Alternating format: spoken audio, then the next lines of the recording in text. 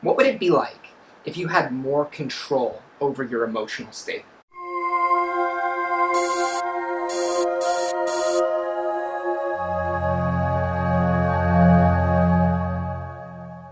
I'm Damon and this is Peter Schwartz, and this is Life Mastery Gym, and I teach people just like you cutting-edge processes and techniques so that you can take charge of your destiny and create the life that you want to live. Peter started out as a client of mine, and he changed his life almost overnight because he was doing all the things that I was coaching him to do and teaching him to do. So much so that I decided to give him a job, and now he's going to be doing a video for this channel once a month. Welcome, Peter. Thank you. Let's do this. What would it be like if you had more control over your emotional state? What would it be like if you had the ability to instantly step out of your suffering states, minimize the stress, minimize all those negative emotions that you have in your life, and then begin to cultivate the positive emotions that you want for yourself, and even develop a way for you to trigger those positive emotions in your life at the touch of your fingertips. You're going to learn a way today that you can really begin to develop that mastery over your emotions and start to, with practice, feel the way you want to feel when you want to feel that way. Make sure you stay tuned to the end of this video, because I'm going to share with you how you can take all of this to another level by signing up for a free training. So I have Tamara here with me, and I'm going to be guiding her through this anchoring process. And as I do that, I would like the folks at home to watch and follow along. So in a moment, I'm going to go over and I'm going to ask Tamara, what is an emotional state that she would like to have more of in her life? And that could be joy, that could be peace, that could be excitement, that could be love. A resource is anything, an emotion, a mental state like flow or focus or concentrate, whatever it is that you want to be able to have more of in your life. As you think about what it is that you want, you can watch as Tamara goes into the state, and then I'm going to show you how to trigger it or set a trigger so that you can get it back when you want to. I would like to feel more joy. You'd like to feel more joy? Yes. Okay. Now, have you ever felt joyful before? Yeah. Probably a couple times, right? Interesting. So what's it like for you when you start to feel joyful? It's like a mixture of like peace and excitement, but more excitement. So you feel this mixture of peace and excitement, but more excitement. Yeah. Okay. So when was the last time that you felt that feeling of joy? When I was at the beach the other day. Okay. So what I want you to do is I want you to close your eyes now. And I want you to float back to that time when you're at the beach, right when you started to feel that intense state of joy. And I want you to see what you saw at the time, hear what you heard, smell the smells of that environment, and really feel those feelings now. That's right. Good.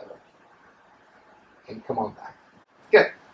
So, as Tamara started to access the state, you'll notice that she started to breathe differently. You'll notice that the muscles of her face started to pull upwards into a smile. And now she's giggling a little bit, which is good. We like that too. So we'll hold on to that. Good. So close your eyes. And I want you to go back to that moment again, right when you felt that intense feeling of joy, and float down into your body and see what you saw at the time. That's right. Hear what you heard and feel what you felt. Just allow those good feelings to come all the way back to you. And what would it feel like? Good. If you could take those feelings and just amplify them even more. Good. That's right. And then come on back. Great. So how did that feel? Good. Feels good? Yeah. Now, on a scale of 1 to 10, how joyful were you? The first or second time just now? Yeah. It was like a 7, and then I felt like almost like a 10 or 11. Towards the end? Mm-hmm. Yeah. Okay. So we're going to do that one more time. and then we're going to test our anchor. We're going to find out whether or not we've established that association in a way where we can use it in the future. All right. So close your eyes again. And this time when you go back and you float down into your body, see what you saw, make the colors brighter, more vivid. Start to really pay attention to that.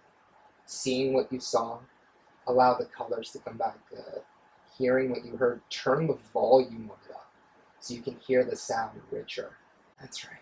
And then tune into the feelings and just notice how you can take those feelings and really amplify those all the way up to a 10. That's it, right there. Good. Good. And come on back. I don't want Good stuff. All right.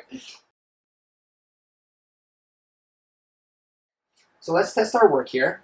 And I'm going to reach over and I'm going to touch Tamara at the exact place that I anchored her. And we're going to see, just notice what happens, Tamara, as we come here. So just allow your body to shift.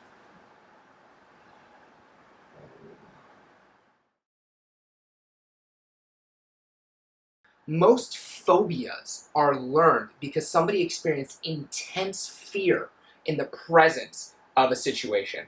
So we want to use the natural mechanism here to our advantage, right? So if you want to feel happy, you want to feel confident, if you want to be determined, whatever it is, make sure that you go into an intense state. You want to go into a peak state. And the way that you do that is simply by reliving the memory again and again, making it more vivid. Turn the sounds up, make it brighter, more vivid in your mind until you feel the feelings really intensely.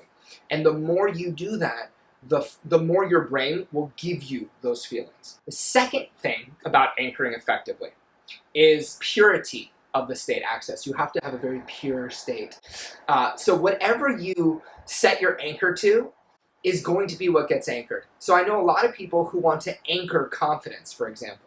And they'll go to anchor confidence, but they'll be asking themselves if they're doing the technique right. So there's curiosity or confusion mixed in with the state. What you want to do is you want to make sure that as you put yourself back in that situation, just allow yourself to be there. And as you feel the feelings increasing, set your anchor. So it helps to have a plan ahead of time. This is the anchor that I'm going to use. This is, and I'll know to use it when, and welcome to the third rule of anchoring, when that state starts to peak. So when you can see the state is rising up into that peak, you want to set your anchor as the state increases. Because we want to associate your anchor with the feeling of that state increasing. The fourth rule of anchoring, the commandment, if you will, is uniqueness of anchor. And the reason this is important, if I go to anchor something on Tamara's hand, like we do a handshake, 1,000 people are going to do that. So there's no real strong association there, right? I want to do an association that's completely unique, and her unconscious mind has to go, this is kind of weird, right? And that pairs with the state, right? So I chose a spot right here on her shoulder where nobody else is going to be pushing or touching. And if they did, they certainly wouldn't be doing it in the way that I was doing it, right? You want to have a unique anchor. A lot of neuro-linguistic programmers will use their finger and thumb as an anchor. The problem with this, at least for me, is that I will play with my fingertips if I'm bored, right? So I will end up desensitizing the anchor entirely. So for me, I'd rather anchor somewhere where I know it's going to be more difficult for me to touch. Right? I might anchor on the back of a knuckle. I might anchor here on the inside. There it goes. As soon as I fire that anchor, my state changes. So, pick an anchor that will allow you, that is unique, and you won't set it off by accident. The fifth law of anchoring is accuracy of duplication, right? So when you're learning this, it's important in trainings, they'll have you practice on knuckles, because there are not a lot of nerve endings in knuckles, right? So you have a lot of forgiveness. You can press here, here, here, all over the knuckle, and you'll grab the nerves. But let's say For example, when I went and I anchored Tamara, where did I do it? Where was it? Right here? Was that it? Is that the one? Yeah. You want to make sure that you fire the anchor precisely. So one way to practice this is to go ahead and put chalk on your fingers when you're practicing with people, and then just fire that off. The more accurate you are when you replicate it, the more that person is going to go into the state.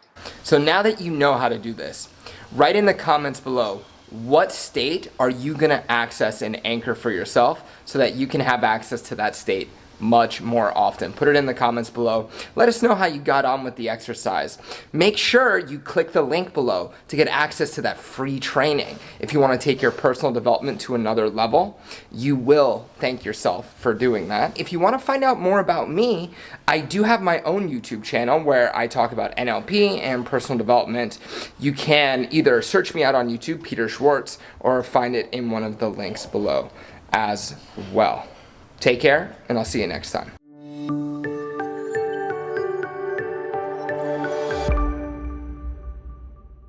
How do I say this when I normally say this? I'm Damon Cart, and this is NLP. Let's take a break, huh?